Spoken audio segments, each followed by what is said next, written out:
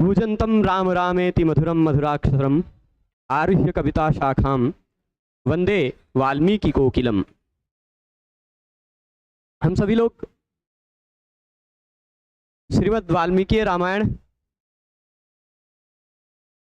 का अध्ययन कर रहे हैं। उस क्रम में आज द्वितीय दिन कुछ आगे विषय हम पढ़ते हैं और आगे विषय पढ़ते हैं, शुरू करते हैं। कामार्ता ह्रस्वदेहाश्च लुब्धा अन्योन्य तत्पराः कलौ सर्वे भविष्यन्ति स्वल्पायुर बहुपुत्रकाः। यह श्लोक कल हमने अंतिम पढ़ा था कि कलयुग में सभी कैसे होंगे, कामार्त रहेंगे, यानी कामनाओं से, विभिन्न प्रकार की कामनाओं से ग्रस्त रहेंगे। और देह में कैसे होंगे, ह्रस्वदेहा, आकार में बहुत छोटे होंगे ह्रस्वदेह। और फिर उसके बाद लुब्धा, बहुत लोभी रहेंगे। कैसे रहेंगे, लोभी, अत्यंत लुब्ध रहेंगे। अन्योन्य तत्पराः, एक दूसरे पर आश्रित रहेंगे। ये कलयुग में सभी ऐसे होंगे। स्वल्पायुर बहुपुत्रकाः, बहुत कम आयु वाले होंगे और बहुत अधिक पुत्र वाले होंगे। यहाँ तक की घटना को हमने कल पढ़ लिया है। आज देखिए 8वें श्लोक से जो इस कलयुग की भीषण दुस्थिति का वर्णन कर रहे हैं वह आप घर घर में देखते होंगे। आज जो वर्णन हम पढ़ने वाले हैं वह आप घर घर में देख रहे होंगे और आपको लगेगा कि हाँ, बस हमारे यहाँ की ही या हमारे आसपास की पड़ोस की बात चल रही है, ऐसा आपको अनुभव होगा। तो देखते हैं व्यास जी क्या कह रहे हैं। यह अभी हम श्रीमद् वाल्मीकि रामायण पढ़ना शुरू नहीं किए, अभी हम उसका महात्म्य पढ़ रहे हैं जो कि स्कंद पुराण के अंतर्गत है। तो उसमें क्या कहा गया है, स्त्रियः स्वपोषण पराः। ये अच्छा, ये सारे श्लोक बोल कौन रहे हैं, ऋषय ऊचु शुरुआत हुआ था। कौन बोल रहे हैं, ऋषिगण बोल रहे हैं। किन से बोल रहे हैं, सूत ऋषि से बोल रहे हैं, सूत मुनि से बोल रहे हैं। ठीक है, तो क्या कह रहे हैं, स्त्रियः स्वपोषण पराः वेश्याचरण तत्पराः पतिवाक्यमनादृत्य सदान्य गृह तत्पराः। कह रहे हैं स्त्रियः यानी स्त्रियां स्वपोषण पराः। कैसी हो जाएंगी स्त्रियां, स्वपोषण पराः यानी अपने पोषण में लगी रहेंगी स्त्रियां। यहां पहले मैं अभी पदच्छेद सोच करके फिर पदार्थ बोलूंगा, ऐसा सोचा था, पर कुछ लोगों ने कल बोला कि एक बार संक्षेप में अर्थ बताकर फिर इसके पदच्छेद इत्यादि में जाया जाए। चलेगा, देख लेते हैं। स्त्रियां स्वपोषण पराः यानी अपने पोषण में, केवल पोषण का मतलब होता है पुष्टि होना, देखभाल करना, देखभाल करना ऐसा भी कह सकते हैं। अपने शरीर के देखभाल में, अपने, बस हमारा शरीर थोड़ा अच्छा होना चाहिए। आज इस संसार में शायद ही कोई ऐसी स्त्री होगी जिसको भारत रत्न या और कोई रत्न दिया जा सकता है जो दिन में 5-10 मिनट दर्पण न देखती हो, है ना। तो ये स्वपोषण परत्व का एक परिचय है। स्वपोषण पराः, अपना पोषण करेंगे, लीपा पोती चलता रहेगा। मैं अभी व्यास जी की शब्दावली में कह रहा हूं, कृपया इसको अन्यथा ढंग से न लिया जाए कि स्त्रियों की निंदा चल रही है। तो स्त्रियां कैसी हैं, अपने पोषण में लगी रहती हैं, अपने शरीर की देखभाल में लगी रहती हैं। और दूसरी शब्दावली वेश्याचरण तत्पराः। अब वेश्याचरण में कैसे अर्थ लेंगे, यदि वेश्या के साथ आचरण जोड़ेंगे, वेश्या के आचरण में तत्पर रहेंगे। क्या होता वेश्या, देखिए जिनका वेशभूषा ही जिनका व्यवसाय हो, ऐसे वेश्या कहा जाता। वैसे एक मात्रा और ज्यादा होता तो फिर थोड़ा वह आदरणीय शब्द हो जाता। एक मात्रा यही वे के ऊपर जो ये वही होता, वैश्या हो जाता तो कोई दिक्कत नहीं थी। वेश्या संस्कृत में शब्द है जिसको क्या कहा जाता है, वारांगना कहा जाता है वो। और वैश्या होती है वैश्य वर्ण की स्त्री। वैश्या अलग है और वेश्या अलग है, ये बात ध्यान रखिएगा शब्द को। तो वेश्याचरण तत्परा, वेश्या के आचरण में तत्पर रहने वाली, जो वेश्याओं का आचरण होता है वैसे आचरण में रहने वाली। ये सार्वजनिक सार्वत्रिक बात नहीं कह रही, ये बात ध्यान रखिएगा, क्योंकि गोभिर विप्रैश्च वेदैश्च सतीभिः सत्यवादिभिः अलुब्धैर्दानशूरैश्च सत्यभिर्धार्यते धरा यह धरती अगर है, धरती अभी स्थिर है, तो यह इस बात का प्रमाण है कि इस धरती पर गाय हैं, इस धरती पर विप्र हैं, ऐसे विप्र जो अपने नियमों का पालन कर रहे हैं, कुल परंपरा प्राप्त धर्मशास्त्र आदिष्ट नियमों का पालन कर रहे हैं, ऐसे विप्र हैं। वेद हैं, वेदों का अध्ययन अध्यापन जारी है, सती स्त्रियां हैं, सत्यवादी लोग हैं, लोभ से रहित लोग हैं, दान में तत्पर लोग हैं। ये इतने प्रकार के लोग जब तक धरती पर रहेंगे तब तक धरती रहेगी। तो यानी ऐसे लोग भी हैं, पर यह बाहुल्यन वर्णन हो रहा है। ठीक है, मतलब यह है कि कुछ एक अंश का निरूपण किया जा रहा है कि इस कलयुग में कैसी कैसी दुर्दशा हो रही है। तो कैसी दुर्दशा हो रही है? वेश्या के आचरण में तत्पर हैं ही। अब आजकल तो देखिए बहुत छोटे छोटे कपड़े पहन के रील बनाती रहेंगी, है ना, तो वह आप जानते ही हैं। ये कहा गया है क्या, यहाँ भगवान क्या कह रहे हैं व्यास जी, ये कौन कह रहे हैं, ये बात ध्यान रखिएगा, जिनके बारे में कहा जाता है अचतुर्बदनो ब्रह्मा, चार मुख नहीं है उनके, फिर भी साक्षात ब्रह्मा है। द्विबाहुरपरो हरि, दो भुजाओं वाले भव अपर हरि हैं। अभाल लोचन शंभु, भालों पर लोचन नहीं है लेकिन वो स्वयं शंभु है। ऐसे भगवान बादरायण, बादरायण भगवान के बारे में वो कह रहे हैं। तो वेश्याचरण तत्परा ये होगी, वेश्याचरण में, वेश्या के आचरण में। अच्छा, यहाँ वेश्या और आचरण में अकस्वर्ण दीर्घा से दीर्घ संधि मत कहिएगा, उमांगोच्च से पर रूप मानिएगा, ठीक है, क्योंकि आचरण में आंग उपसर्ग लगा है। तो वेश्याचरण तत्परा, वेश्याओं के आचरण में तत्पर रहने वाली हो गई स्त्रियां। और कैसी होंगी? पतिवाक्यम अनादृत्य, पतिवाक्यम, पत्युर्वाक्यम पतिवाक्यम, ठीक, पति का जो वाक्य है उसको पतिवाक्य कहा जाएगा। पति के वाक्य को, पति के वचन को अनादृत्य, आदर बिल्कुल नहीं करेंगे। एक कान से सुनेंगे, दूसरे कान से निकाल देंगे, या हो सकता है दोनों कानों में, आजकल के समय में तो कर्ण पिशाच आ गया है, हेडफोन लगा के लग रह जाएंगे, ठीक। तो पतिवाक्यम अनादृत्य, न सुनना भी अनादर करना होता है। मतलब एक तो सुन करके उसका कहा हुआ न करना अनादर है, सुन करके उस जैसा कहा गया वैसा न करना एक अनादर है। एक अनादर है कि सामने देख रहे हैं, बोल रहे हैं, फिर भी न सुनना। तो ऐसे अनादृत्य, पतिवाक्यम अनादृत्य, पति के वाक्य को अनादर करके, अनादृत्य में आंग उपसर्ग से युक्त द्वि धातु है और क्यप प्रत्यय है। एतिस्तुसास वृद्धिजुषा क्यप सूत्र से। तो अनादृत्य मतलब पति के वाक्य का आदर किए बिना, आदृत्य नहीं अनादृत्य, आदर किए बिना, उनकी बातों को बिल्कुल सुने बिना, सदान्य गृह तत्परा, हमेशा दूसरों के घर में तत्पर रहेंगी। दूसरे घर में क्या चल रहा है उसकी खबर ज्यादा रहेगी, है ना। अपने घर में क्या कमी है, कहाँ क्या है, वो ज्यादा ना पता रहे भले, पर दूसरों के घर में क्या चल रहा है वह जरूर जानकारी रहेगी। तो और अन्य के घरों में आना जाना भी सदा लगा रहेगा, ठीक, सदान्य गृह तत्परा। तो दूसरों के घर आना जाना लगा रहेगा। ये अभी कोई बहुत अच्छी, बहुत बुरी बात नहीं है समाज की दृष्टि से, पर फिर भी अन्य गृह तत्परा का तात्पर्य है अन्य के घरों में, दूसरों के घर में ही ज्यादा लगा रहना, अपने आप में न लगा रहना, ठीक। और आगे क्या बात कर रहे हैं स्त्रियों की, यहां आज जो ज्यादातर वर्णन है स्त्रियों की का ही वर्णन है। ये स्त्रियां कह देने से साधारण स्त्रियों का वर्णन है। अभी आगे आगे इसके बाद ये 10वें श्लोक में कुलांगनाओं का भी वर्णन है। यानी ये खाली सभी स्त्रियों की बात नहीं, विशेष कुल की जो अच्छे खानदान की स्त्रियां हैं उनका भी वर्णन आएगा, वो कैसा करेंगी।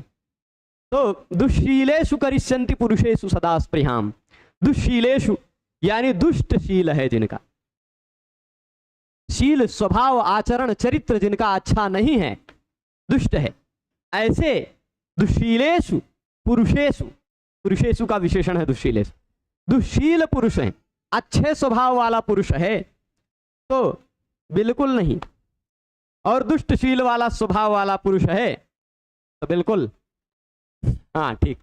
दुष्शीलेषु पुरुषेषु सदा स्पृहाम, सदा स्पृहा मतलब रुचि, इंटरेस्ट कहा जाना या प्रीति, करिष्यन्ति करेंगी, ठीक है, अभिलाषा, स्पृहा को अभिलाषा कह सकते। दुष्टशील वाले पुरुषों की अभिलाषा हमेशा करती रहेंगी। ऐसी स्त्रियां होंगी। अच्छा, यहां जो है ना स्पृहेर ईप्सिता लग जाना चाहिए था, लेकिन अधिकरण मात्र विवक्षा में, क्योंकि सारे कारक विवक्षा से होते हैं। अब मैं एक बार पूरे श्लोक का अर्थ बता देता हूं। स्त्रियां, सारी स्त्रियां सुपोषण परा, अपने पोषण में लगी रहेंगी, वेश्या के समान आचरण में तत्पर रहेंगी, फिर पति के वाक्य का आदर किए बिना सदा दूसरों के घर में, दूसरों के घर बातों में लगी रहेंगी, और दुष्ट शील वाले, दुष्ट स्वभाव वाले, दुष्ट चरित्र वाले पुरुषों में सदा सर्वदा स्पृहा अभिलाषा रखेंगी। ठीक, ये तो हो गई स्त्रियों की बात। इसमें कुछ और संधि इत्यादि की बात है, यदि देख लें तो स्त्रियः सुपोषण परा है। आपको एक बात बता दूं, कहीं भी अगर विसर्ग दिखाई पड़ रहा है, कहीं भी यदि आपको ये पीछे ये जो स्त्रियः के बाद विसर्ग दिखाई पड़ रहा है, तो उसके तुरंत बाद वर्ण कौन कौन से हो सकते हैं, ये बात ध्यान रखिएगा। उसके तुरंत बाद वर्ण खर प्रत्याहार का होगा, या कोई भी वर्ण नहीं होगा। उसके बाद यदि थ, फ, छ, ठ, थ, च, ट, त, क, प और स, श, स इतने वर्ण, या फिर कोई भी वर्ण ना हो, इतने वर्ण हो या तो कोनो वर्ण में ना हो, तो ही विसर्ग दिखाई पड़ेगा। और उन सभी में भी ख, फ, छ, ठ, थ इत्यादि में भी कुछ ही वर्ण मैं बता दूं, क, ख, प, फ, स, श, स इतने ही हैं तो ही विसर्ग दिखाई पड़ेगा। बाकी और कोई है तो विसर्ग का परिवर्तित रूप हो जाएगा, स, श, स के रूप में बदल जाएगा, है ना। वह विसर्ग संधि में जहां जैसा आता रहेगा वैसा बताऊंगा। तो आप इतना बात ध्यान रखिएगा, अगर विसर्ग दिखाई पड़ता है तो उसके बाद 7 ही वर्ण होंगे। कौन कौन से? क, ख, प, फ, ये 4, फिर 3 प्रकार का जो श, श, ये इतने 7 ही वर्ण अगर हैं तो विसर्ग दिखाई पड़ सकता है, अन्यथा की स्थिति में विसर्ग नहीं दिखेगा। उस विसर्ग का कोई ना कोई परिवर्तित, ये बहुत बड़ा जिसे कहते हैं क्या, स्वरूप बदलने वाला है। सबसे ज्यादा स्वरूप अपना यही बदलता है, 8 प्रकार के स्वरूप बदलता है ना। तो ऐसा इसके 8 प्रकार के स्वरूप मिलेंगे अलग अलग स्थितियों में। इतने 7 वर्ण परे रहने पर ही ये विसर्ग दिखाई पड़ेगा। यहाँ देखिए स्वपर में है, इसीलिए विसर्ग दिखाई पड़ रहा है। स्त्रियः सुपोषण परा, यहाँ सुपोषण परा में भी विसर्ग था, वो लुप्त हो गया। एक इसका ये भी रूप है, एक ये भी रूप है कि वो लुप्त हो जाना, गायब हो जाना। गायब कब हो जाता है? तुरंत बाद में अश प्रत्याहार का वर्ण हो, अश प्रत्याहार का, अ ई उ। पर बात ये भी रखना, पहले अ हो फिर विसर्ग हो, उसके बाद अश हो। तो ठीक, भो भगवो घो पूर्व से योशी से यह होकर तसे लोपा से, वो लोपा शाकल्य से लोप हो जाएगा। ये बात भी हो गई। फिर वेश्याचरण तत्परा में विसर्ग बचा रह गया, क्योंकि अंत में उसके बाद कोई वर्ण नहीं है। फिर पतिवाक्य मनादृत्य, अथवा उसके बाद प मान लीजिए तो भी कह सकते हैं। पतिवाक्य मनादृत्य सदान्य गृह तत्परा। अनादृत्य में यहां मैंने शायद क्या प्रत्यय बता दिया है ना, मैंने प्रथमा विभक्ति, यह लेप प्रत्यय है, क्यप नहीं है, लेप है। पित होने के कारण थोड़ा सा आदृत्य शब्द में क्यप है, आदृत्य यहां ध्यान नहीं दिया, लेप प्रत्यय है, अव्यय बन गया। अगर विभक्ति लगी हुई होती तो क्यप होता, विभक्ति नहीं है इसीलिए पता चल गया कि यह लेप है। लेप प्रत्यय वाले शब्द अव्यय बन जाया करते हैं, उसमें कोई विभक्ति नहीं दिखाई पड़ती। ठीक, आगत्य, उपविश्य इत्यादि जैसे शब्द बन जाते हैं। तो अनादृत्य, आप कहेंगे नई समास से फिर भी कैसे लेप हो गया? तो नई समास के बाद आ भी तो है, उपसर्ग भी तो है, अनई पूर्वक ही माना जाएगा इसको। ठीक है, अब इसके बाद सदान्य गृह तत्परा, अन्य घरों में हमेशा लगी रहेंगी। दुशीलेषु, दुशील लोगों में सदा स्पृहाम करिष्यन्ति। ये बात हो गई, कुछ विशेष और नहीं है। अब ये तो सामान्य स्त्रियों का वर्णन हो गया। सामान्य स्त्रियों के वर्णन के बाद अब देखिए कुछ विशेष स्त्रियों का वर्णन होगा। कुछ विशेष स्त्रियां कौन सी? जो कुलांगनाएं हैं। असद्वार्ता भविष्यन्ति पुरुषेषु कुलांगनाः परुषानृत भाषिण्यो देह संस्कार वर्जिताः। अब देखिए कुलांगनाः का 3 विशेषण दिया गया है। मुख्य रूप से कुलांगनाः कहा गया। कुलांगनाः, कुलांगनाः कैसे होंगी? भविष्यन्ति, यानी कुलांगनाएं होंगी। कुलांगनाएं यानी अच्छे कुल की अंगनाएं। ठीक, जैसे कुलीन कहते हैं यानी अच्छे कुल का, अच्छा खानदान का व्यक्ति है, तो वैसे कुलांगनाएं मतलब अच्छे खानदान की स्त्रियों का वर्णन चल रहा है, ध्यान दीजिएगा। तो अच्छे खानदान की जो स्त्रियां हैं वो कुलांगना कथम भविष्यन्ति, कैसे होंगी? ये होंगी कह रहे हैं, आजकल हो सकता है मिल रही हूं आप सबको। ये व्यास जी जब लिख रहे थे तो वो कह रहे थे होंगी, आजकल हो रही होंगी, है ना। तो भविष्यन्ति लृट लकार का रूप है जिसका अर्थ होता भविष्य काल, ठीक है। तो कुलांगना भविष्यन्ति, कुलांगनाएं होंगी, कैसी होंगी? असद्वार्ता। असद्वार्ता मतलब अच्छी बातें बोलने वाली नहीं होंगी। सद्वार्ता मतलब अच्छी बातें, असद्वार्ता मतलब क्या कहते हैं, एकदम निम्न कोटि की, निम्न स्तर की बातें करने वाली होंगी, ठीक। यहां देखिए इन्होंने व्याख्याकार ने लिख दिया ओछी बातें करने वाली होंगी। अच्छी शब्द, ओछी बातें करने वाली होंगी मतलब निम्न स्तर की कोटि, निम्न कोटि की बातें करने वाली असद्वार्ता। कुलांगना के विशेषण के रूप में असद्वार्ता है, परुषानृत भाषिण्य है और देह संस्कार वर्जिता है, ये 3 विशेषण हैं। तो कुलांगना कैसी होंगी? कुलांगनाएं कैसी होंगी? असद्वार्ता, उनकी वार्ताएं ओछी ढंग की रहेंगी, मतलब बहुत निम्न स्तर की बातें रहेंगी। जिस बातों से कोई भविष्य नहीं है, जिस प्रकार की बातों में कोई क्या कहते हैं अपना उत्कर्ष नहीं ना उनका उत्कर्ष है, ऐसी बातें, व्यर्थ की बातें करने वाली होंगी। और परुषानृत भाषिण्य, यहाँ पुरुष नहीं है परुष है, ठीक है, नहीं कि कोई भ्रांति बस पुरुष पढ़ ले। हम पहली बार श्रीमद् वाल्मीकि रामायण पढ़ रहे थे तो प्रथम सर्ग में अंतिम श्लोक पढ़ रहे थे, प्रथम सर्ग का, वणिक जन पण्य फलत्वमीयाद जनश्च शूद्रोपि महत्वमीयाद। तो पण्य फलत्व पहली उस समय 7-8वीं कक्षा में पढ़ रहे थे, तो उतना ज़्यादा हमें पण्य शब्द का अर्थ नहीं ज्ञात था। तो हम सोचे गलती से मिसप्रिंट हो गया होगा, पण्य यहाँ पुण्य होगा, तो हम पुण्य पढ़िए, वणिक जन पुण्य फलत्वमीयाद। तब तक गुरुजी ने डांटा यहाँ पुण्य है, पुण्य मत पढ़ो। गुरुजी हमारे ब्रह्मचारी गुरुजी तुरंत डांट देने वाले थे, तुरंत टोकते थे। आप वाल्मीकि रामायण की बात ही छोड़ दीजिए, तुलसीदास जी का रामचरितमानस ही पढ़िए, अगर वहां सकही की सकह कर दिए आप, थोड़ा सा भी ई की मात्रा अनुस्वार भी सकही कर दिए, सकही नहीं सकही ही, अनुस्वरवा काहे छोड़ रहे, तो उतना तक टोक देते थे बिना पुस्तक देखे। ऐसे गुरुजी थे। तो वैसे हो सकता है कोई लोग यहाँ परुष को पुरुष ना समझना है, इसलिए बता रहे हैं। परुष मतलब होता है कठोर, ठीक, परुष का मतलब क्या होता है? कठोर। और कैसा? अनृत, अनृत मतलब झूठा, ठीक, कठोर भी बोलेंगी और झूठा भी बोलेंगी। ऐसा बोलेंगी ना कि जो हृदय में सीधे तीर की तरह चुभ जाए, परुष वचन।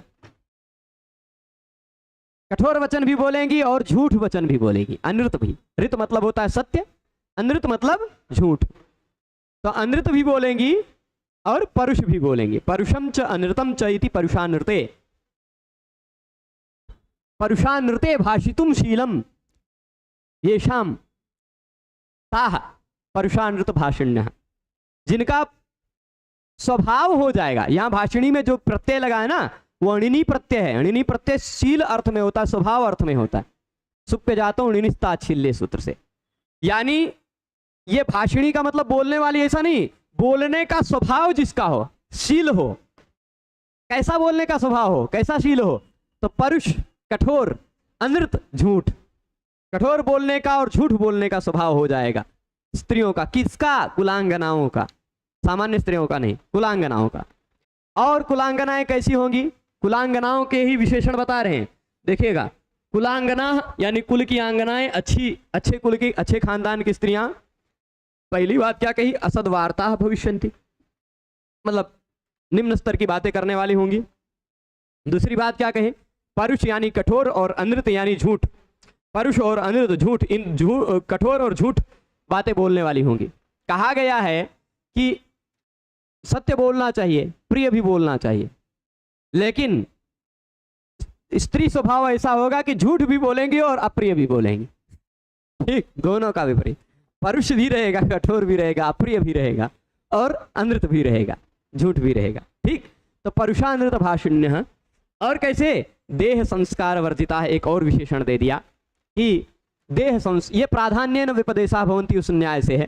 अपवाद होते हैं सब तरह, ऐसा नहीं कि सभी कुलांगनाओं का वर्णन चल रहा है। कुछ या अधिकांश, प्रायण ऐसा होंगे, है ना।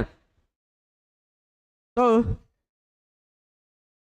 जैसे कह दिया गया कि हाथ में 5 उंगली वाले लोग होते हैं, तो ऐसा नहीं कि सभी 5 वाले होंगे, कुछ 6 वाले भी मिल जाते हैं, कुछ 4 वाले भी मिल जाते हैं, है ना। तो ऐसे ऐसे कह दिया तो इसका मतलब सभी ऐसी नहीं है, ये समझ लीजिएगा। तो परुषानृत भाषिण्यो, फिर आगे क्या कहा, देह संस्कार वर्जिता। देह यानी शरीर कहते हैं, और देह के संस्कार शरीर के संस्कार से वर्जित रहेंगे। देह संस्कार वर्जिता यानी शरीर का जो संस्कार करना चाहिए। अब संस्कार कैसे होगा, विभिन्न प्रकार के श्रृंगार इत्यादियों से, विभिन्न प्रकार के वेश आभूषण इत्यादियों से। पता चलेगा 2 दिन नहाएंगे नहीं, देह का संस्कार करना ये वाला।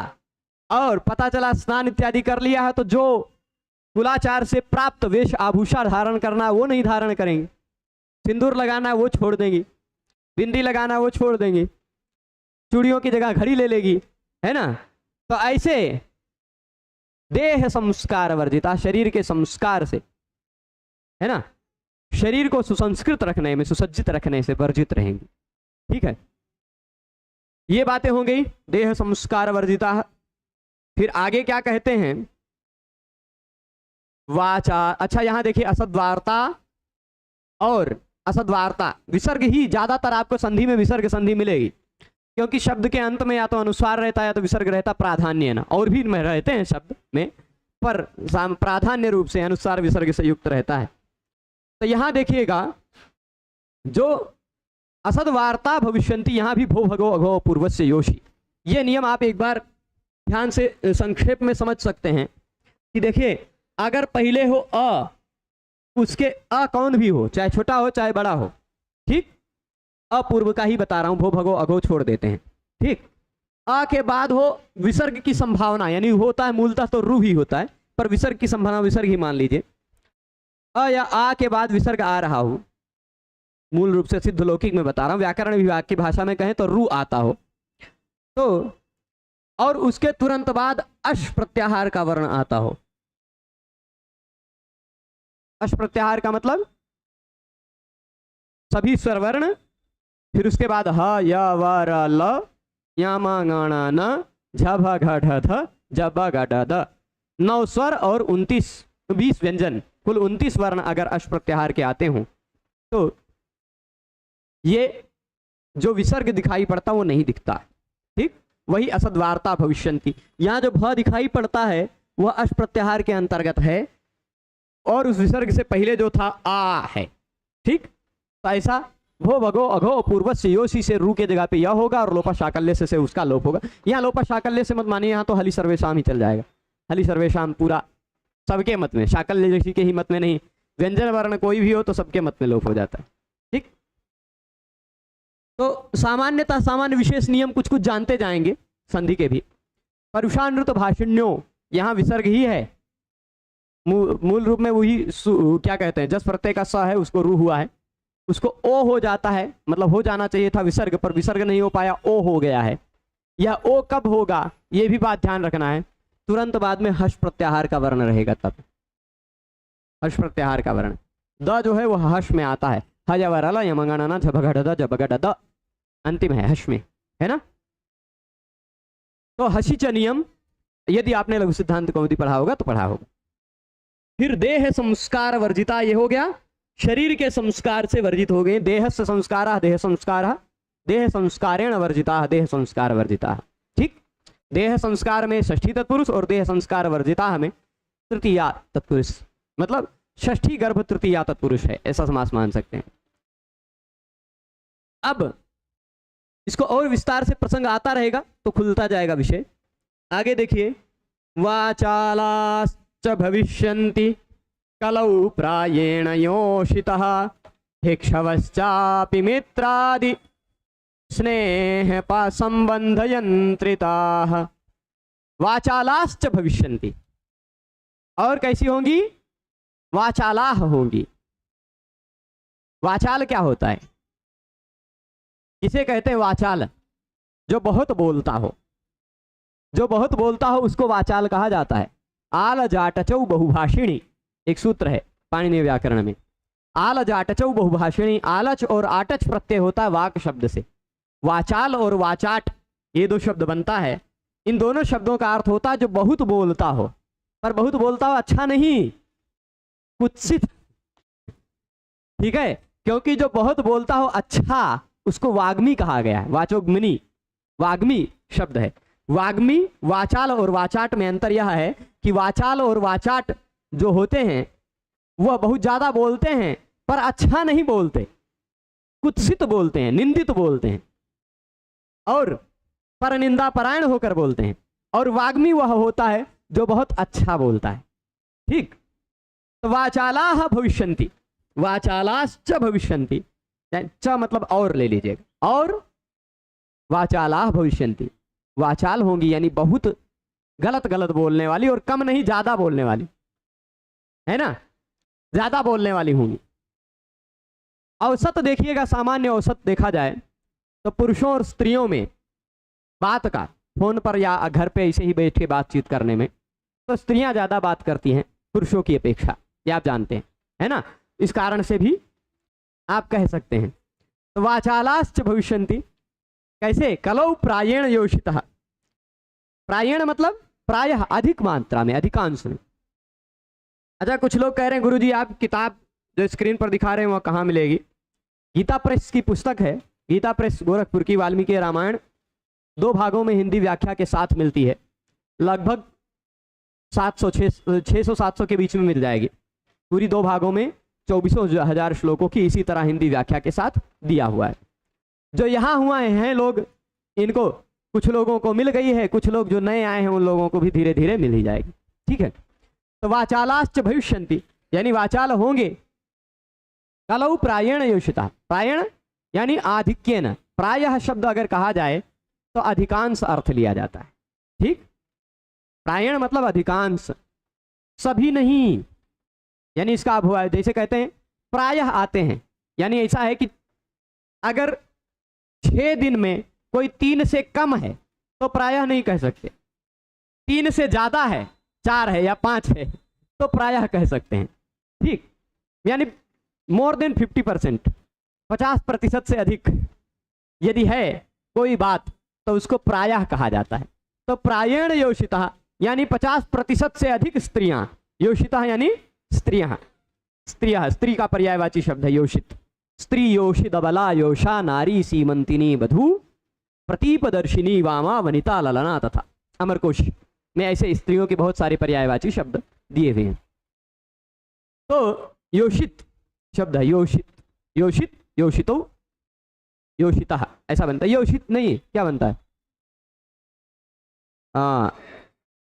योषित, फिर इसके बाद औ होगा तो योषितो भी होना चाहिए, देख लेंगे, पर हाँ योषिता ही ठीक है। तो फिर भिक्षवश्चापि मित्रादि स्नेह संबंध यंत्रिता, भिक्षव यानी भिक्षुक। अब भिक्षुक का मतलब ये वाले भिक्षुक नहीं जिनको भिक्षा का व्रत दिया गया है, धर्मशास्त्र जिनको भिक्षा का व्रत देते हैं कि इनको भिक्षाटन करना है, भीख मांगनी है और अध्ययन अध्यापन में लगे रहना है?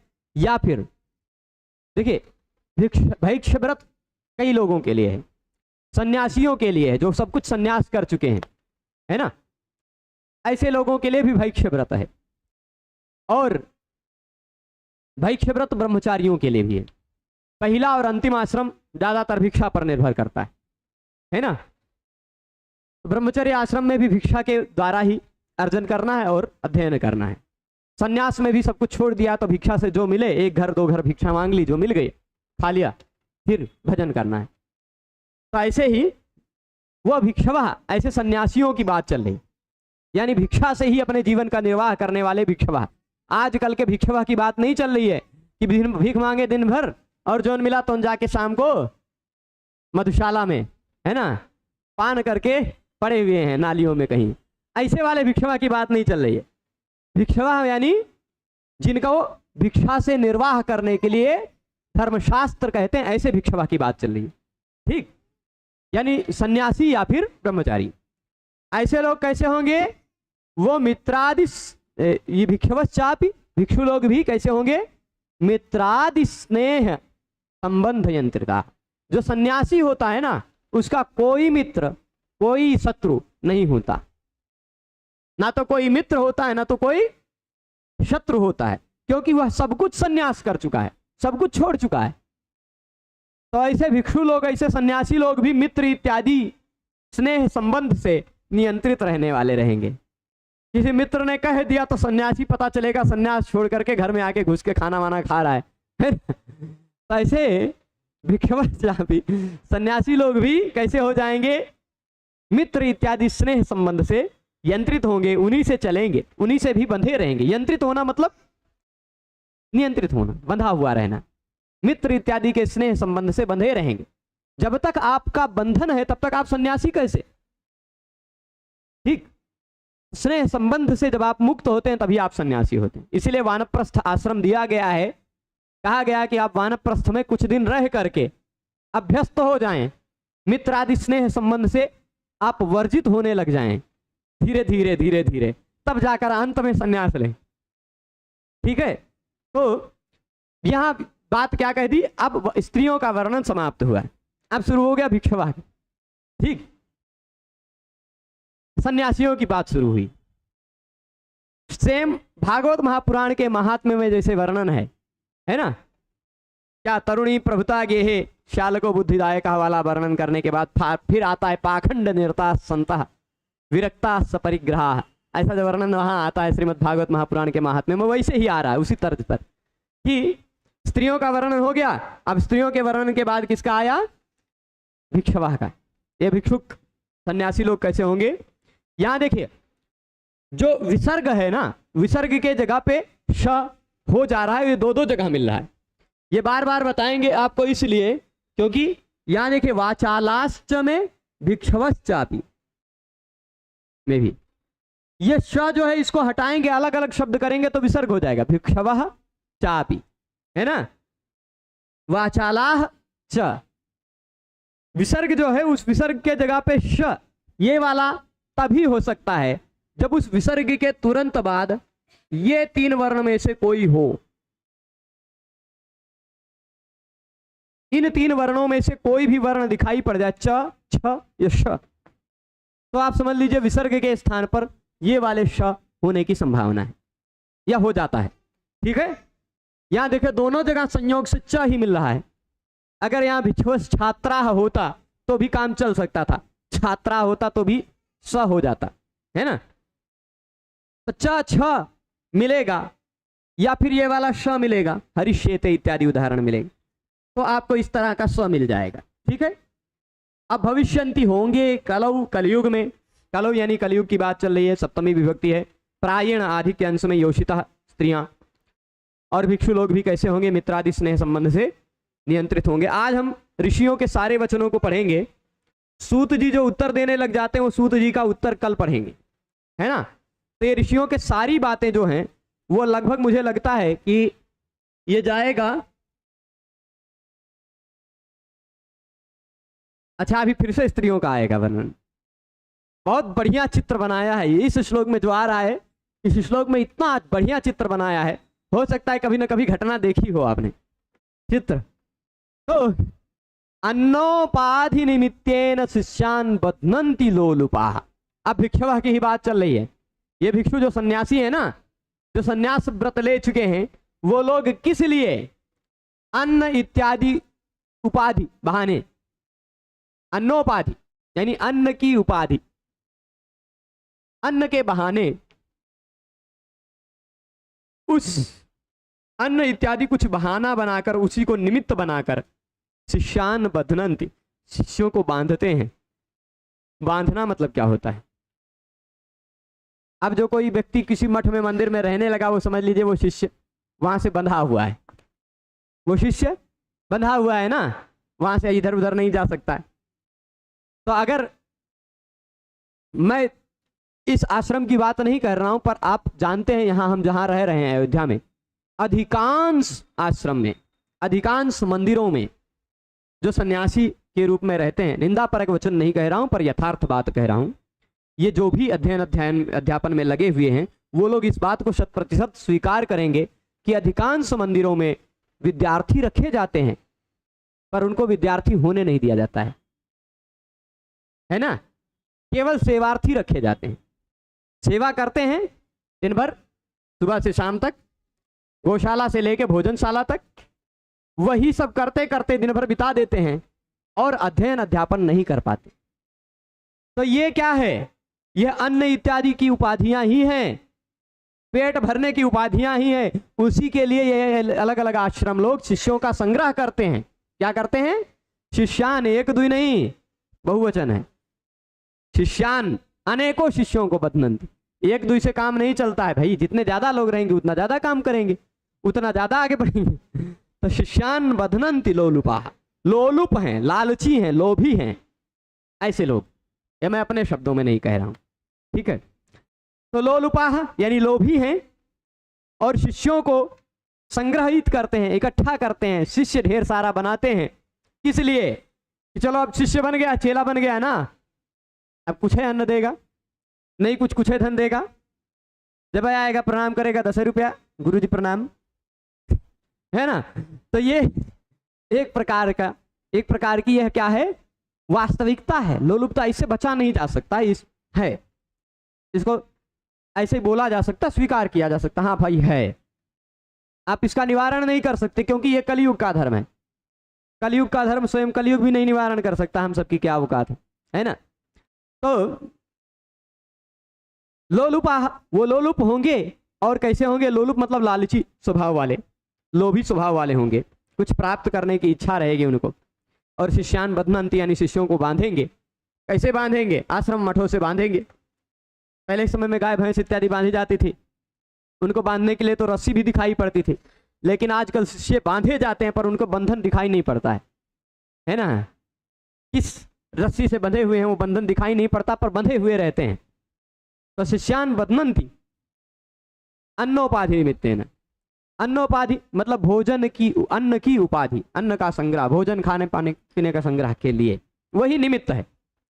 अच्छा, निमित्त पर्याय प्रयोगे सर्वे सर्वासाम प्राय दर्शनम, निमित्त पर्यायवाची शब्दों के प्रयोग में प्राय सभी विभक्तियां प्रयुक्त हो जाती हैं। यह निमित्त ऐसी शब्द है, अन्नोपाधि निमित्तेन होता, अन्नोपाधि निमित्तात् होता, अन्नोपाधि निमित्त से होता, कोई भी होता चल जाता। सर्वेशाम, सर्वासाम प्राय दर्शनम, प्राय सभी विभक्तियां दिखाई पड़ जाती हैं निमित्त शब्द के साथ। उभाभ्याम अपि पाणिभ्याम, अच्छा अब स्त्री का चित्र हो रहा है। उभाभ्याम अपि पाणिभ्याम, दोनों हाथ, एक नहीं दोनों हाथों से। शिरः कंडूयनम, ऐसे मुड़ी खुजलाते हुए। शिरः कंडूयन मतलब ये शिर का कंडूयन कहते हैं। कंडू एक धातु है जिसका अर्थ होता है खुजलाना। कंडवादि गण है, एक छोटा गण है। कंडवादिभ्यो यक, सूत्र से यक प्रत्यय लगकर कंडूय धातु बन जाता है। कंडूय धातु बन जाता है और कंडूय धातु का कंडू उसी से क्या कहते हैं, कंडूय धातु से लुट प्रत्यय लगकर कंडूयन शब्द बना हुआ है ना। तो शिरः कंडूयनम यानी शिर का, कंडूयन यानी सिर को खुजलाना। कैसे? एक हाथ से नहीं, दोनों हाथ से। अब दोनों हाथ से मतलब आप चित्र बना लीजिए, एक तरफ से इधर होगा, ऐसे तो होगा नहीं कि पीछे, शायद ऐसे होता होगा। तो दोनों हाथों से शिरः कंडूयनम कुर्वन्त्यः, उभाभ्याम यानी दोनों ही, एक से नहीं, क्या कह रहे हैं? उभाभ्याम अपि, दोनों ही, पाणिभ्याम, पाणी कहते हैं हाथ को, दोनों ही हाथों से, दोनों ही हाथों को साधन बनाकर, ये करण है, तृतीया विभक्ति लगी हुई है ना। दोनों ही हाथों को साधन बनाकर शिरः कंडूयनम, शिरः कंडूयनम मतलब सिर खुजलाना, मुड़ी खुजलाती हुई, सिर खुजलाती हुई। शिरः कंडूयनम कुर्वन्त्यः, सिर को कंडूयन करना मतलब खुजली करती हुई, ठीक। कुर्वन्त्यः स्त्रियः, स्त्रियां कैसी करेंगी? गृह भर्तॄणाम, घर के जो भर्ता हैं, घर का जो भरण पोषण करने वाले स्वामी हैं, मालिक हैं, ऐसे गृह भर्तॄणाम, घर के भर्ताओं की यानी स्वामियों की, गृह स्वामियों की आज्ञा को अतंद्रिताः भेत्स्यन्ति, विशेषण बात ध्यान रखिएगा। अतंद्रिताः स्त्रियां, तंद्रा में नहीं है, तंद्रा होना का मतलब क्या होता है? ना तो आप जग रहे हैं ना तो आप सो रहे हैं, ठीक, ऐसी स्थिति को तंद्रा कहते हैं। आप जग तो रहे हैं लेकिन जगने लायक दिख नहीं रहे हैं, आप सो नहीं रहे हैं लेकिन सोता हुआ सा दिख रहे हैं, बिस्तर पर पड़े हैं, कुछ करने का मन नहीं कर रहा है, वही कहते हैं उसको तंद्रा। ऐसी स्थिति में अगर आलस्य की तरह का कहा जा सकता है, पर थोड़ा सा विलक्षणता है। तो ये तंद्रा में है, यदि कोई तंद्रा में है मतलब थोड़ी सी हल्की सी नींद में है, हल्की सी प्रारंभिक नींद के स्तर में है, तो वह व्यक्ति आज्ञा का भेदन कर सकता है, वह व्यक्ति आज्ञा तोड़ सकता है। कोई आज्ञा किया, थोड़ा सा हो सकता है उस तंद्रा में न सुन पाया हो, तो आज्ञा का भेदन कर सकता है। पर यहां क्या कह रहे? अतंद्रिता स्त्रिया, बिना तंद्रा के, ठीक, बिना तंद्रा के मतलब क्या समझ लीजिएगा, यहां इसका शायद अर्थ नहीं लिया, जानबूझकर, खाली जानबूझकर कह दिया। मतलब तंद्रा में नहीं है, यानी नींद में नहीं है, हल्के फुल्के आलस्य टाइप में नहीं है, बैठी हुई हैं, सुन रही हैं, लेकिन दोनों हाथ से बाल खुजरा रही हैं और फिर भी अपने गृह के भर्ताओं की दोनों हाथों से काम कर रही हैं, कर सकती हैं, ऐसा नहीं कि एक हाथ। ये भी यहाँ कभी का ध्वनि ये है कि एक हाथ नहीं है, ऐसा नहीं है, दोनों हाथ है, यानी दोनों हाथों से कार्य करने में समर्थ हैं, ये भी कहा जा सकता है। दोनों हाथों से कार्य करने में समर्थ हैं, लेकिन फिर भी गृह भर्तृणाम आज्ञाम, गृह के भर्ताओं की, गृह स्वामियों की आज्ञाओं का भेदन कर देंगे। भेदस्यन्ति, भेद धातु का लृट लकार का रूप है बहुवचन में। तो स्त्रियां भेदन कर देंगी, क्या, कैसे? जानबूझकर, अतंद्रिता, तंद्रा में होकर नहीं, अतंद्रित होकर ही गृह भर्ताओं की आज्ञा का भेदन कर देंगी। ये बात हो गई। तो यहां ऊपर की पहली लाइन में खाली उनका है, सन्यासियों की बात है कि वो शिष्यों का बंधन करेंगे, शिष्यों का संग्रह करेंगे, किस लिए? अन्न इत्यादि की उपाधि के लिए, भोजन इत्यादि का संग्रह करने के लिए। और स्त्रियां क्या रहे, कैसी रहेंगी? तो दोनों हाथों से, उभाभ्याम अपि पाणिभ्याम, दोनों हाथों से शिरः कंडूयनम, बाल खुजलाती हुई, सिर खुजलाती हुई, है ना। और गृह के भर्ताओं की यानी घर स्वामियों की, घर मालिकों की आज्ञाम भेदस्यन्ति, आज्ञा का भेदन कर देंगी, अतंद्रिता, अतंद्रित स्थिति में ही, ठीक। अच्छा, फिर आता रहेगा, अब ब्राह्मणों की वर्णन आ रहा है। हो सकता है यहां भी बैठे हुए कुछ लोग ऐसे हों, है ना। पाखंडालाप निरताः, पाखंड जन संगिनः, यदा द्विजा भविष्यन्ति तदा वृद्धिं गतः कलिः। तात्पर्य यह है, पाखंडालाप निरताः, पाखंड आलाप निरताः। पाखंड यानी पाखंड, कल हमने पाखंड शब्द का अर्थ तात्पर्य बताया था कि पा का मतलब होता है त्रयी धर्म, वैदिक धर्म को पा कहा गया है, और उस वैदिक धर्म का जो खंडन करने वाले हैं वो पाखंड कहलाते हैं, ठीक, वो पाखंड कहलाते हैं। तो पाखंड आलाप निरताः यानी पाखंडी लोगों के साथ, पाखंड जन संगिनः, पाखंड जन संगिना मतलब पाखंड जन जो हैं, पाखंडी लोग जो हैं, उनके संगिना, उनके साथ में रहने वाले होंगे। कैसे रहेंगे? पाखंड जन संगिनः, पाखंड लोगों के साथ रहेंगे। पाखंड मतलब पाखंडी, और हिंदी भाषा में पाखंडी है, संस्कृत में पाखंड शब्द से ही वही अर्थ आ जाता है जो पाखंडी शब्द से हिंदी में आता है, ठीक। जो ऐसा मत समझिएगा कि पाखंडी जो करता है उसको पाखंड कहते हैं, नहीं, संस्कृत में जो पाखंड है वह उन्हीं पाखंडी लोगों के लिए है, ठीक। कल जो श्लोक मैंने संदर्भित किया था, मूल में खोज रहा था कहाँ कहाँ, ये मुझे मिला नहीं, अमरकोश की किसी टीका में मिला था, है ना। कहा गया था, पालनाच त्रयी धर्म, पालन करने के कारण त्रयी धर्म जो है, वैदिक धर्म है, पा शब्देन निगद्यते, उसको पा शब्द के द्वारा कहा जाता है। और पालनाच त्रयी धर्म पा शब्देन निगद्यते तम खंडयन्ति ते यस्मात्, वे लोग क्योंकि इसका खंडन कर दिया करते हैं पाखंडास्तेन हेतुना, इसीलिए इसी हेतु से वो लोग पाखंड कहलाते हैं, यानी पाखंडी कहलाते हैं, जो पाका यानी त्रयी धर्म का खंडन करते हो, वैदिक धर्म की मर्यादा का खंडन करते हो, वो लोग पाखंड है। तो पाखंड जनसंगिना का मतलब पाखंड लोगों का संग बनाकर, ज्यादातर किनके संग में रहेंगे? पाखंड जनसंगिना, पाखंड जनों के संग में रहेंगे। और कौन? ये जो पाखंडालाप निरता प्रथमा बहुवचन है, पाखंड जनसंगिना ये भी प्रथमा बहुवचन है। ये दोनों विशेषण किसके हैं? ये दोनों विशेषण हैं द्विजाह के। किनका वर्णन चल रहा है? द्विजों का वर्णन चल रहा है, ब्राह्मणों का। ठीक है, ऐसा मत समझिएगा कि कुछ विशेष लोगों की बात चल रही है, नहीं भाई, ये हम जैसे लोगों की बात चल रही है। द्विज जिनका 2 बार जन्म होता है, ब्राह्मणों का, है ना।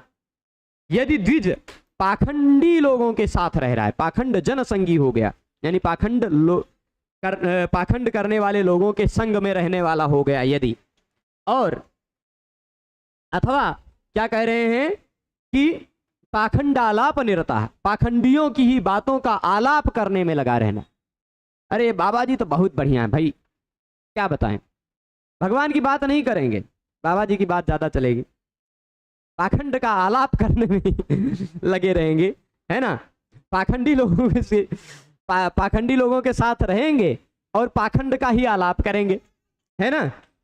यानी ऐसा ही व्यर्थ आलाप करेंगे जिसमें पाखंड दिखाई पड़ता हो। पाखंड आलाप निरता मतलब लगे रहेंगे, तत्पर रहेंगे, पाखंडी लोगों के साथ रहेंगे, पाखंड आलाप करने में तत्पर रहेंगे। यदा द्विजा भविष्यन्ति, ऐसे जब ब्राह्मण हो जाएंगे, ब्राह्मण मतलब केवल अध्ययन अध्यापन में, यजन याजन में, दान प्रतिग्रह में लगा हुआ व्यक्ति, कुलाचार से उसको, वैदिक मर्यादा से उसको जो धर्म मिला हुआ है उसमें लगा हुआ व्यक्ति भी, जो सबका मार्गदर्शक है, ऐसा व्यक्ति भी यदि पाखंडियों के संग में पड़ गया, ऐसा व्यक्ति भी यदि पाखंड के आलाप में लगा रह गया, पाखंडे की बात करता रह गया, है ना, तो फिर समझ लीजिए तदा वृद्धिम गतः कलिः, तदा यानी तब, कलिः कलियुग, वृद्धिम गतः बढ़ गया है, कलियुग बहुत बढ़ गया है, सब तब समझ लेना जब ब्राह्मण लोग भी ऐसे हो जाएंगे। स्त्रियों का होना, स्त्रियों क्या कैसा हो गया ये बता दिए, सन्यासी कैसे हो जाएंगे ये भी बता दिए। तुलसीदास जी ने कहा है ना, तपसी धनवंत दरिद्र गही, कली कहुतुक तात न जात कहीं। जो जितने सन्यासी होंगे, त्यागी होंगे, उतने ज्यादा धनवान हो जाएंगे, और जितना गृहस्थ में रहेगा, उसको घर चलाना है, परिवार चलाना है, धन की जरूरत है, वो उतने दरिद्र रहेगा। ये कलयुग का कौतुक है, ये कलयुग का आश्चर्य है। तो यहाँ क्या कह रहे हैं? पाखंडालाप निरता, पाखंड के आलाप में निरत रहेंगे और पाखंड जनसंगिना, पाखंडी लोगों के साथ लगे रहेंगे।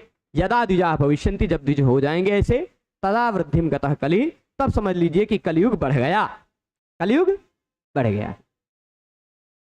ठीक है, अब यहां पाखंडालाप निरता में जो विसर्ग दिखाई पड़ रहा है, क्यों दिखाई पड़ रहा है? पहले आ है, बाद में पा है। वर्णों की लिस्ट मैंने दे दी थी, क ख प फ और स श स, इतने 7 वर्ण दिखाई पड़ेंगे, तभी आपको पीछे विसर्ग, मतलब उसके पहले विसर्ग दिखाई पड़ेगा, नहीं तो नहीं। यहां भी देख लिया, गतः कलिः में या तो कोई वर्ण ही नहीं होगा, या तो वर्ण होंगे तो यही 7 होंगे। कलिः में जो विसर्ग है उसके बाद कोई वर्ण नहीं है। कलिः में देखिए, कलिः में विसर्ग के बाद कोई वर्ण नहीं है, पर गतः में विसर्ग के बाद क है। यहाँ देखिए, यहाँ निरता में विसर्ग के बाद प है। यहाँ संगीना में लाइन खत्म हो गई, श्लोक वही खत्म हो गया 13 नंबर का, तो उसके बाद कोई वर्ण नहीं है, ऐसा मान लीजिए, है ना, क्योंकि वो वाक्य खत्म। तो जब ऐसे ब्राह्मण हो जाएंगे तब समझ लीजिए वृद्धि हो गई है, किसकी? कलियुग की। घोरे कलियुगे ब्रह्मन् जनानां पापकर्मिणां मनः शुद्धि विहीनानां निष्कृतिश्च कथं भवेत्। अब प्रश्न शुरू हो रहा है, ये अभी तक वर्णन हुआ, कली की भयावह स्थिति के वर्णन हुआ, अब प्रश्न उठ हो रहा है। ये कोई प्रश्न थोड़े ना था, ऋषय ऊंचू, ऋषि लोग बोले, क्या बोले? कलयुग की स्थिति का वर्णन करने लगे ऋषि गण। अब प्रश्न पूछ रहे हैं कि घोरे कलयुगे ब्रह्मन जनानाम पाप कर्मिणाम, इस घोर कलयुग में हे ब्रह्मन जो लोग हैं कैसे हैं? पाप कर्मी हैं। पाप कर्मी यानी पाप की ही नौकरी ले रखी है, समझ लीजिए पाप करने का ही ठेका ले रखा है, ऐसे पाप कर्मी हैं। तो पाप कर्मिणाम जनानाम, पाप कर्मी लोगों का घोरे कलयुगे, इस घोर कलयुग में हे ब्रह्मन, ब्रह्मन उनका संबोधन है, सूत जी को कह रहे हैं, हे ब्रह्मन सूत जी, इस घोर कलयुग में, भीषण कलयुग में जो पाप कर्मा जन हैं, पाप कर्मा जन है ना, जो मन शुद्धि विहीन है, जिनके मन में लेश मात्र शुद्धि है ये नहीं, मन की शुद्धि जिन्होंने छोड़ दी है, ठीक, मन शुद्धि विहीना नाम, मन की शुद्धि से विहीन जो लोग हो गए हैं, ऐसे लोगों की निष्कृतिश्च कथम भवेत, उनकी निष्कृति यानी उन लोगों की मुक्ति कैसे होगी? निष्कृति मतलब मुक्ति, पाप कर्म में लगे हुए हैं, पाप कर्म से मुक्ति कैसे होगी? ठीक, मन की शुद्धि से विहीन है, मन की शुद्धि कैसे होगी? और ऐसे लोगों की मुक्ति कैसे हो जाएगी जिनके मन में शुद्धि है ये नहीं, मन की शुद्धि से हटे हुए हैं। विहीन में ओहाक त्यागे धातु है, का प्रत्यय लगा हुआ है, विहीन हीन बन जाता है, नहीं कहा विहीन में हा त्यागे धातु तो है, पर किस तरह से नियम अभी ध्यान नहीं आ रहा है, पर मुझे लगता है प्रत्यय, हाँ प्रत्यय से ही बनेगा हीन। भूमास्था गापा जहाति साम हली से हा को आ ही हो जाएगा, और ता प्रत्यय के स्थान पर ओदितश्च सूत्र से त के जगह पे न हो जाएगा, ठीक, ओदितश्च ओ हाक है ना, इसलिए हीन, विहीन में हा धातु कृता प्रत्यय लगा हुआ, कृता प्रत्ययांत रूप है।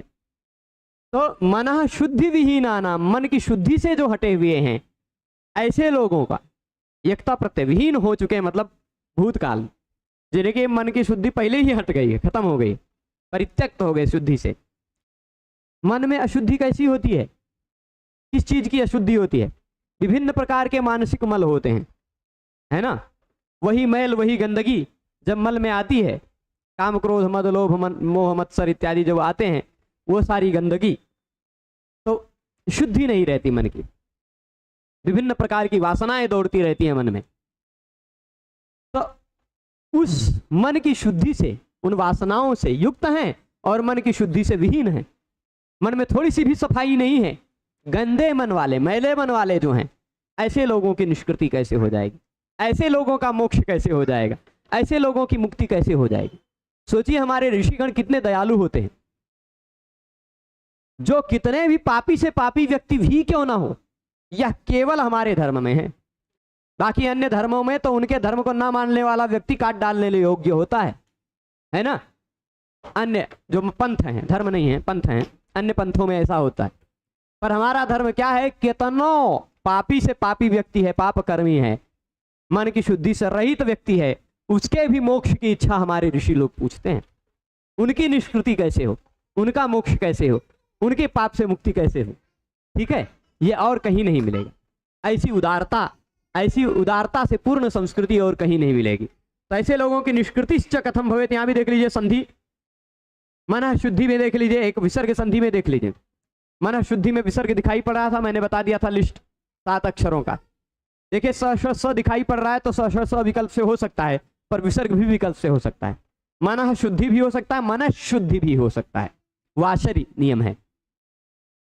और क्या कहते हैं यहाँ निष्कृतिश्च, बाद में च है तो वाशरी नहीं लगेगा, तब तो विसर्जनीय से सह और स्तोश्चुनाचु लग जाएगा, ठीक है। तो निष्कृतिश्च यहाँ एक संधि विसर्ग के और दिखाई पड़ी। फिर घोरे कलयुगे ब्रह्मन जनानाम पाप कर्मिणाम, हाँ और कुछ नहीं है, अनुस्वार दिखाई पड़ता है यानी उसके बाद व्यंजन है, मौनुस्वारा नियम ध्यान रखेगा, कोई दिक्कत नहीं। अब यथा तुष्यति देवेशु देवदेवो जगद्गुरुः ततो वदस्व सर्वज्ञ सूत धर्मवृतांबर।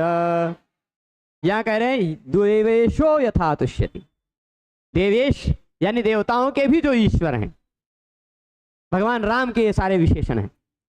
देव देव देव देव देवेश, बहुत ज्यादातर जगह आप सुनेंगे तो भगवान शिव जी का लगेगा, देवों के देव महादेव, है ना।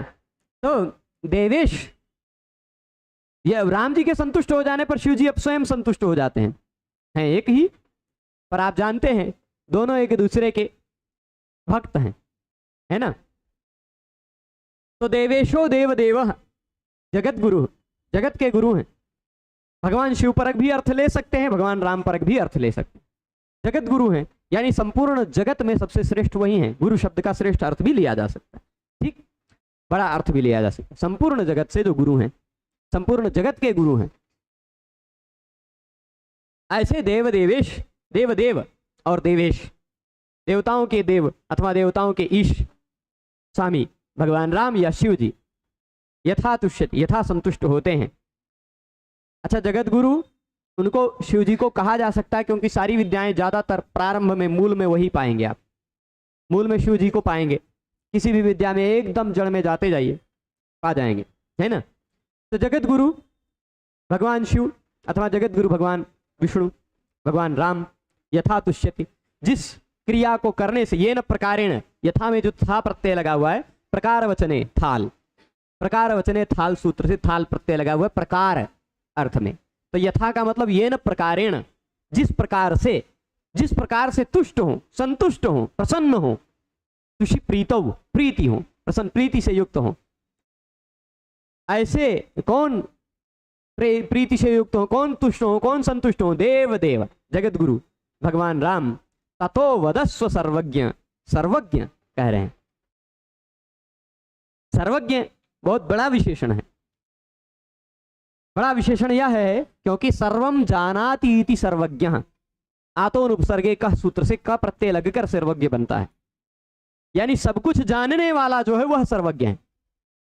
ज्ञा धातु आकारांत धातु है, उपसर्ग नहीं लगा है, कर्म उपपद में है, इसलिए आतोन उपसर्गे का सूत्र है। तो सर्वज्ञ बनकर सर्वज्ञ बन जाता है। तो सब कुछ जानने वाले जो सर्वज्ञ हैं, ऐसे हे सर्वज्ञ संबोधन है, सर्वज्ञ शब्द का संबोधन है, हे सर्वज्ञ, हे सब कुछ जानने वाले, हे सब कुछ जानने वाले। सूत, सूत भी संबोधन है, हे सूत, हे सब कुछ जानने वाले सूत। धर्म भृताम वर, धर्म भृताम, यहां विशेषण देखिएगा, फिर से एक एक शब्द को मैं बता रहा हूं। देवेश, देव देव, जगत गुरु, ये तीनों समझ गए होंगे। वो भगवान राम या शिव जिस तरह से संतुष्ट होते हैं, जिस तरह से प्रीति प्राप्त करते हैं, खुश होते हैं, हैं? वदस्व, उस मार्ग को बोलो, ठीक। वदस्व जो है यहां थोड़ा सा, अच्छा पहले अर्थ बता देते हैं फिर व्याकरण पे चलेंगे।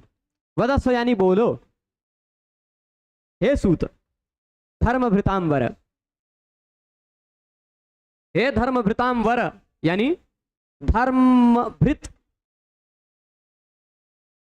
धर्मम विभर्ति, धर्म का विभर्ति, यहां भ्री धातु जो है ना, भरण और पोषण अर्थ में, तो धारण भी है ना, तो धर्म को धारण करने वाले या धर्म का पोषण करने वाले, ठीक, धर्म को धारण करने वाले या धर्म को पुष्ट करने वाले लोग कहलाते हैं धर्मभृत।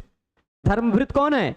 जो धर्म को भरण पोषण करे या धर्म का धारण करे, अपनी बुद्धि में या आचरण में धर्म को धारण करे, धर्म का पोषण करे, ऐसे व्यक्ति को धर्मभृत कहा जाता है। पर धर्मभृत नहीं कह रहे इनको, धर्मभृताम वर, धर्मभृत लोगों में जो वर यानी श्रेष्ठ हैं, ऐसे हे धर्मभृताम वर, हे धर्मभृत लोगों में श्रेष्ठ, ठीक, हे धर्मभृत लोगों में श्रेष्ठ आप, हाँ,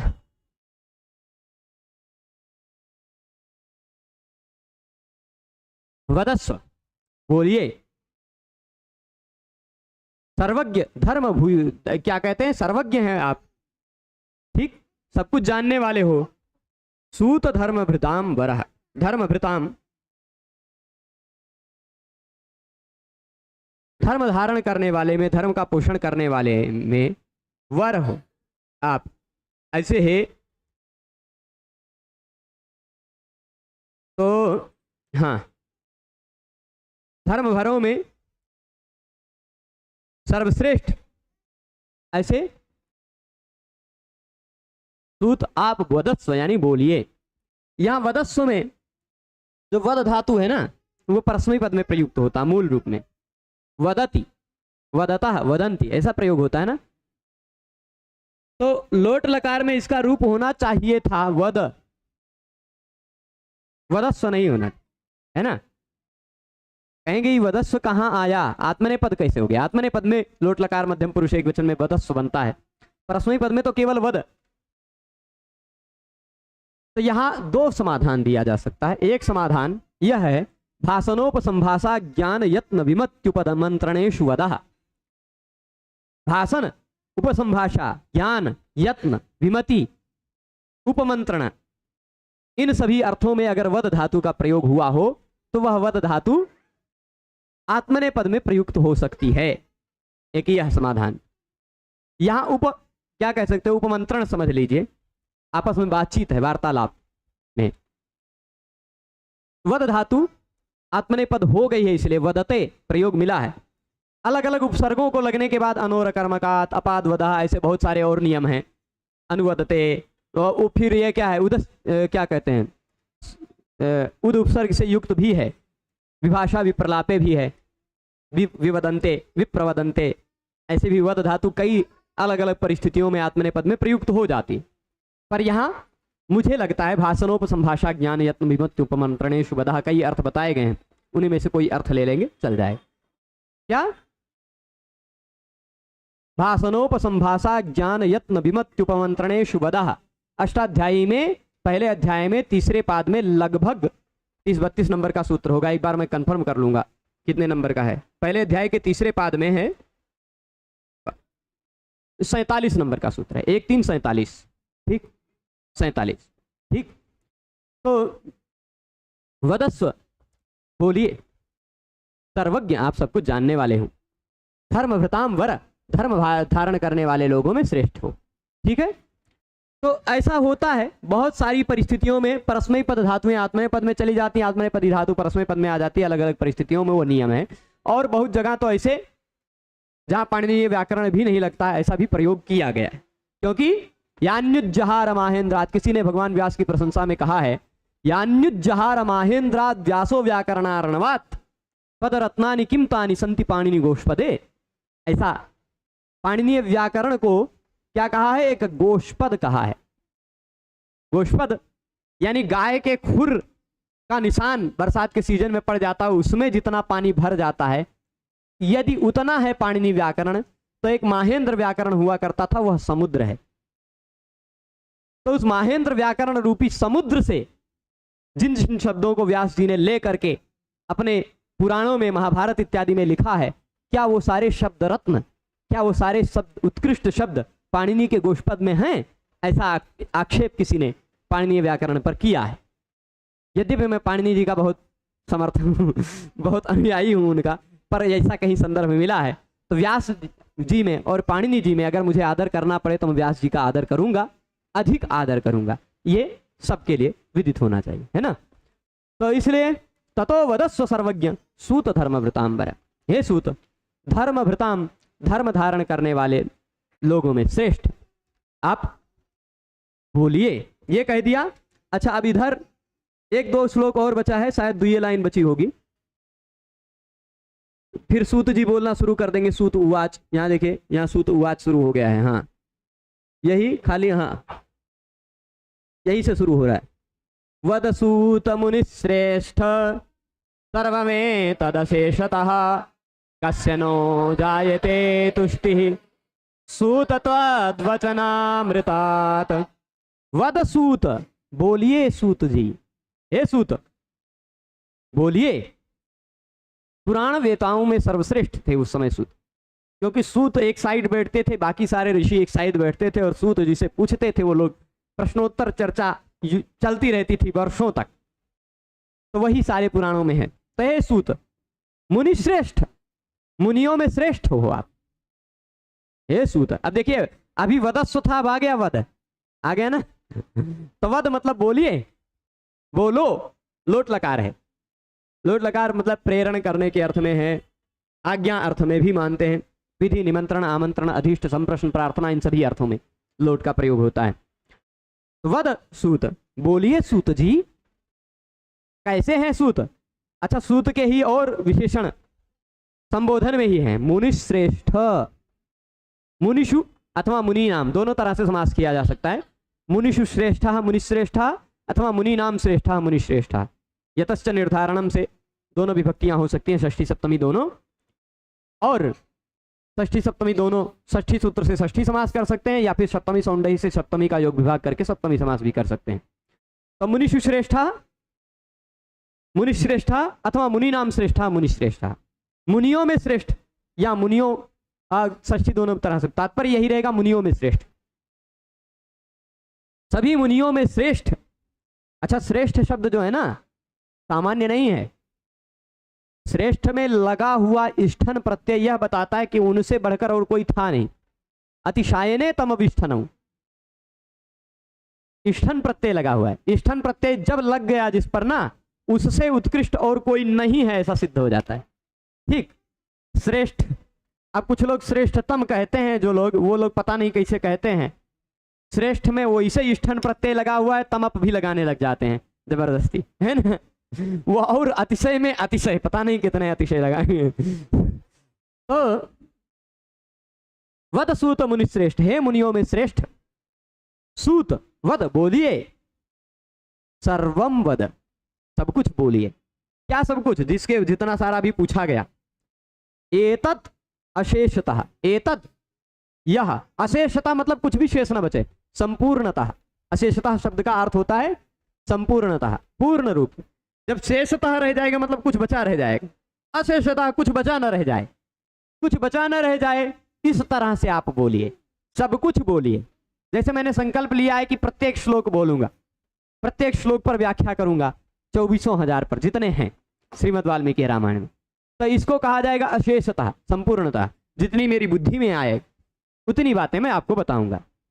ऐसा नहीं है कि एक ही बार पढ़ते ही मैं सब कुछ जान जाऊंगा, पर जितना गुरु कृपा से मुझे मेरी बुद्धि में आएगा उतना मैं जरूर बताऊंगा, पर प्रत्येक श्लोक पर कुछ ना कुछ जरूर बोलूंगा।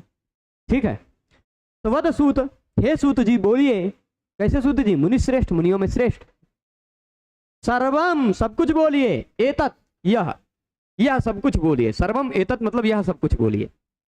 कैसे बोलिए, अशेषतः, कुछ भी शेष न बचे, संपूर्णतः बोलिए, इतना बोले। अब इसके बाद हो रहा है अर्थवाद, प्रशंसा। प्रशंसा ही है, सूत जी की प्रशंसा। कह रहे हैं, हे सूत, एक ही श्लोक में 2 बार सूत है। हे सूत, त्वद्वचनामृतात्, अथवा कुछ लोग 2 ही श्लोक मान लेते हैं इसको। 16, 17 2 नंबर पड़ गया है ना। 16वां का आधा पिछले ही पेज में साइड चला गया था ना, 15.5 हो गया था। यहाँ देखिए श्लोक व्याख्या में 15 से ही 1/2 लिखा हुआ है, यानी 15.5 श्लोक हो चुका था। ये 16वां खत्म, 17वां एक के वाक्य का है, तो वाक्य खत्म हो गया एक व्यक्ति का, इसलिए ये भी एक श्लोक हो गया, अर्ध श्लोक कहा जाएगा। तो वद सूत मुनिश्रेष्ठ, हे मुनियों में श्रेष्ठ सूत, वद बोलिए, सब कुछ बोलिए, संपूर्ण रूप से बोलिए। कस्य नो जायते तुष्टि ही, कस्य मतलब कौन है ऐसा जिसका तुष्टि ही नो जायते, संतोष नहीं होगा। भला कौन ऐसा होगा जो त्वद्वचनामृतात्, आपके वचन रूपी, त्वद्वचन अमृतात्, आपके वचन रूपी अमृत से, भला हे सूत जी, हे सूत जी, त्वद्वचनामृतात्, आपके वचन रूपी अमृत से कस्य तुष्टि नो जायते, किसकी तुष्टि नहीं होती, मतलब सबकी तुष्टि होती है। प्रश्न यह है, ऐसे क्या कहते हैं, ये काकू कहा जाता है। काकू, काकू मतलब ऐसा मत समझ लीजिएगा कि जो गाँव में काका को प्रेम से कहते हैं काकू, वो वाले काकू नहीं है यहाँ। भिन्न कंठ ध्वनिर्धीरैः काकुरित्यभिधीयते, जब हम बोलते समय कुछ कंठ में टोनिंग अलग कर देते हैं, उसी को कहा जाता है काकू।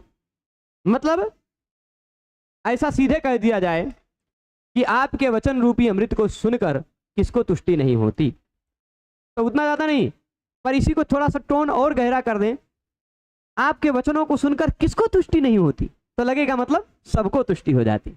यह काक्वाक्षिप्त है। यह जो व्यंग्य आता है, यह काकू के द्वारा, बोलने की टोन के द्वारा यह आक्षिप्त होकर आता है। यानी आपके वचन रूपी अमृत से सब संतुष्ट होते हैं, इसलिए आप बोलिए। क्यों बोले? क्योंकि आपके वचन रूपी अमृत से कस्य तुष्टिहीन हो जाए। अच्छा, मैं कभी कभी भूल रहा हूं, अलंकारों को भी बताता रहूंगा। जहां अलंकार, यहां वचनामृतात् में वचन रूपी अमृत है तो रूपक अलंकार है, ठीक। वचन, हाँ, वचनामृत में यहां वचनम अमृतम इव ऐसा कह सकते हैं, अथवा वचनम एव अमृतम वचनामृतम ऐसा कह देंगे, कर्मधारय ही है वचनामृत शब्द में, ठीक।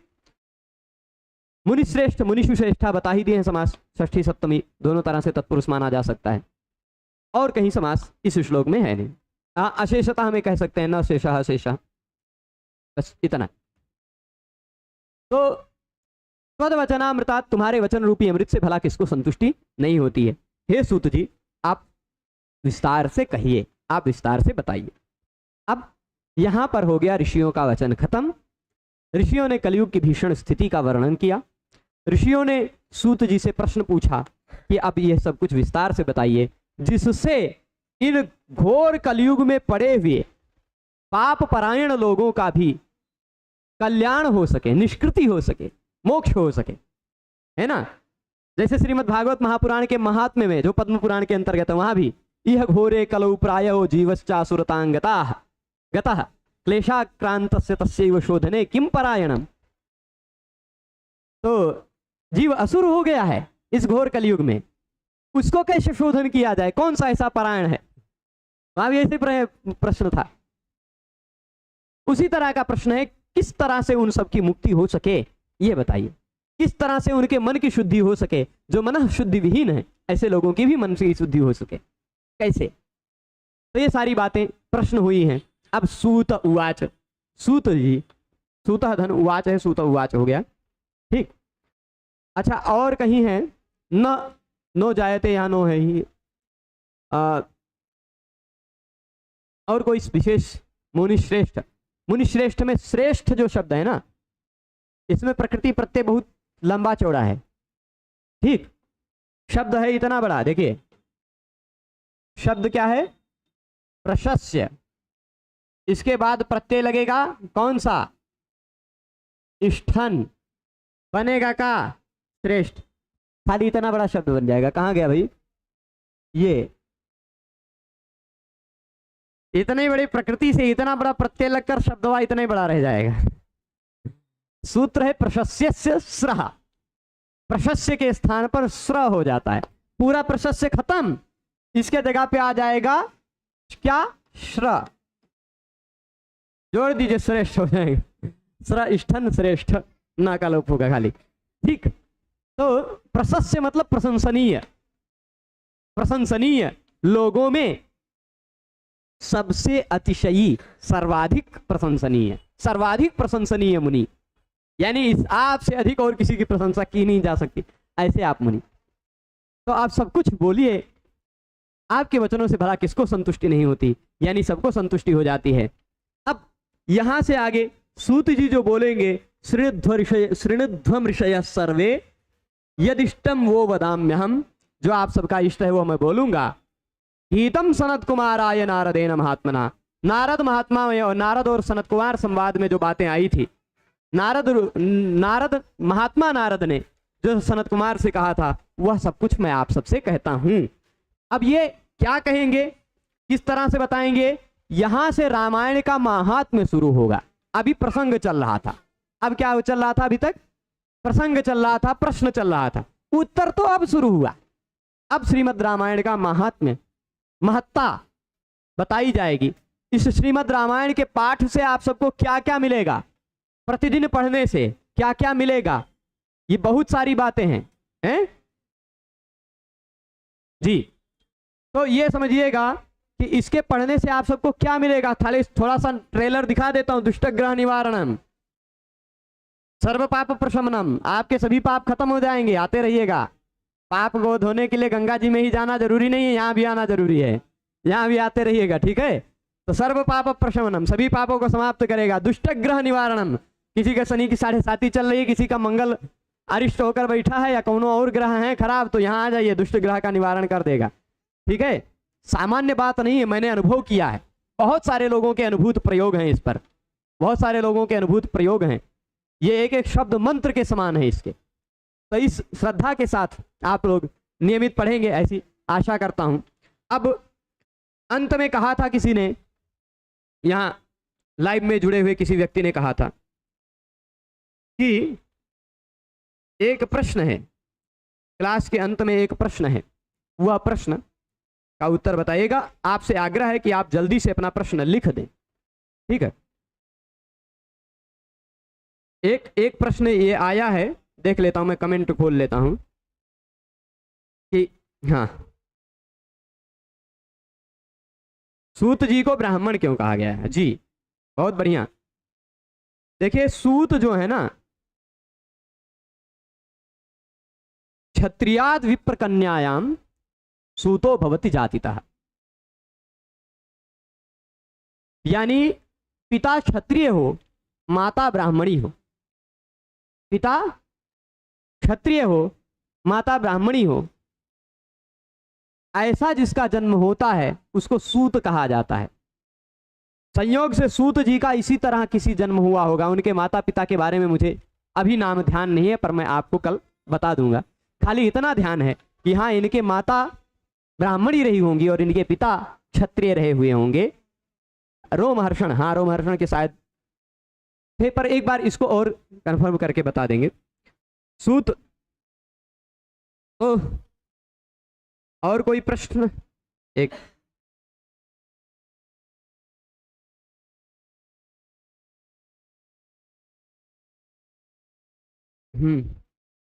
जल्दी से आप लिख देंगे।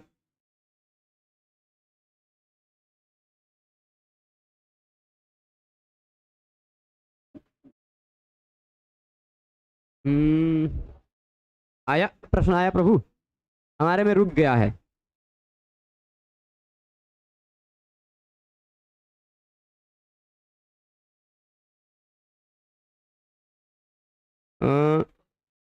सरला सिंह जी ने कहा था प्रश्न पूछेंगे क्लास के अंत में। एक प्रश्न है, अभी नहीं आया ना, चलिए कोई बात नहीं। आप क्या कक्षा के अंत में प्रश्न है, ऐसा नहीं है कि आप अभी ही प्रश्न पूछ सकते हैं।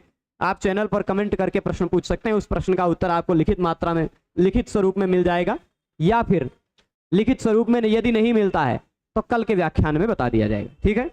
अभी यहीं रोकते हैं। सभी को जुड़े रहने के लिए बहुत बहुत धन्यवाद। नमो नमः।